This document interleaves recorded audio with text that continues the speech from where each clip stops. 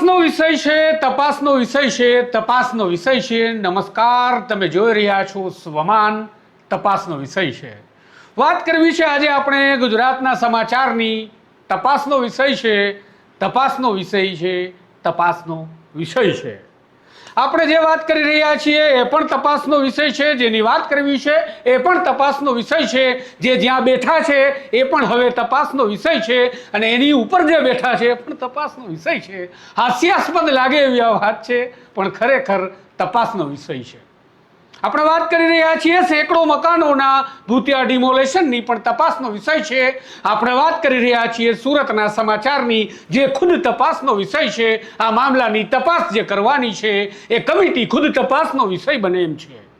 તપાસનો વિષય એ પણ છે કે આ તપાસ શા માટે અને કેવી રીતે આપવામાં આવી છે. તપાસનો એ પણ વિષય છે કે આ તપાસની સમિતિ ક્યારે તપાસ કરી અને તપાસનો રિપોર્ટ જાહેર કરશે, અને તપાસનો એ પણ વિષય છે કે આ તપાસના રિપોર્ટમાં કેટલી સત્યતા અને તથ્યતા હશે. તપાસનો એ પણ વિષય છે કે આ રાજ્યના આઈએએસ અધિકારી સુરત મનપાના કમિશનર છે, અને સુરત મનપાના કમિશનર ખુદ જવાબ તપાસનો વિષય છે, તપાસનો વિષય છે, તપાસનો વિષય છે. ક્યારેક પ્રેમથી તપાસનો વિષય છે, ક્યારેક ગુસ્સામાં તપાસનો વિષય છે, ક્યારેક હસીને તપાસનો વિષય છે, ક્યારેક તપાસનો વિષય છે.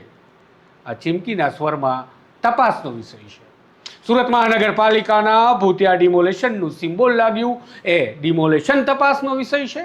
એ અધિકારીઓ જે ત્યાં હાજર હતા એ તપાસનો વિષય છે. એ ઓર્ડર જે પોલીસ પાસે બંદોબસ્ત માટે ગયો એ તપાસનો વિષય છે. કયા બિલ્ડરે, કયા વ્યક્તિએ, કયા નેતાએ, કયા મંત્રીએ કે કયા અધિકારીએ આ કાંડ પાર પાડ્યું એ તપાસનો વિષય છે. પણ સુરત મહાનગરપાલિકાના કમિશનર આઈએએસ એમ નાગરાજનના જવાબો જ્યારે પત્રકારો પરિષદમાં સવાલ કરે તેના જવાબો પણ તપાસનો વિષય છે.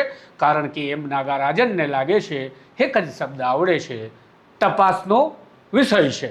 હવે તપાસનો એ પણ વિષય છે કે આ તપાસના વિષયમાં સેંકડો લોકોના મકાનો તૂટી ગયા, એને ન્યાય ક્યારે મળશે? નહીં મળે તો એ પણ તપાસનો વિષય છે. કોના કારણે નહીં મળે?